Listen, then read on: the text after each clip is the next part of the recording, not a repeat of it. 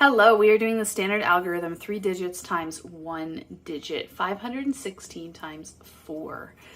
Multiplying 3 digits times 1 is the same as when you multiply 2 digits times 1. So if you've done any of these, we just did, for example, here we did 8 times 4 and then 8 times 6. Well, we're going to do the same thing where you're just taking this number on the bottom, the digit here, 4. We're going to do 4 times 6, and then 4 times 1, and then 4 times 5. So it's the same thing as if there were only 2 digits up top. We are just doing it one extra time. And our whole answer will go on one row. And you just want to remember that if you get a double digit early on, you need to carry up top. So let's go ahead and get started. We are going to remember that the 516, 516 are all on the same team. They're not going to multiply against one another.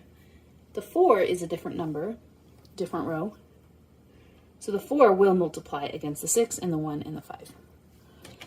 Right to left, we'll go ahead and start. So 4 times 6. 4 times 6 is 24. And we're going to carry. So we'll write the 2 up here and the 4 down here, 24. And now we'll keep going. So next I want you to do 4 times 1 and then add that 2 in and put it here. So 4 times 1 is 4 plus 2 is 6.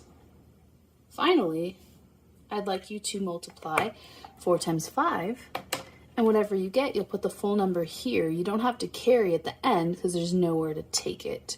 So you would put it down below. 4 times 5 is 20. Stick your 20 down here and you are all finished. 2064. So again, to recap, what we did there is we did 4 times 6, we got 24. Then we did 4 times 1 plus 2 is 6, and then we did 4 times 5 is 20.